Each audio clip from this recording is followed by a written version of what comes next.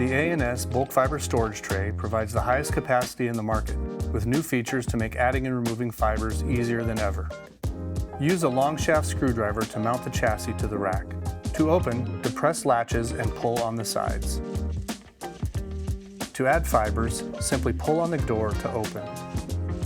Entry doors are the largest in the industry for added capacity. The tray should be extended to the full open position before placing fiber to ensure the fibers don't become too tight when opening and closing the tray. All fibers must first be routed through the center spools. Routing spools have articulating fingers to move out of your way and then back into place to secure the cable. Once through the center spools, route around as many spools as needed to take up the slack.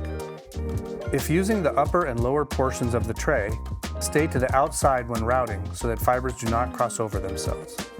If the fibers have memory and want to climb upward, use the provided Velcro straps and tie-down feature to secure them as needed.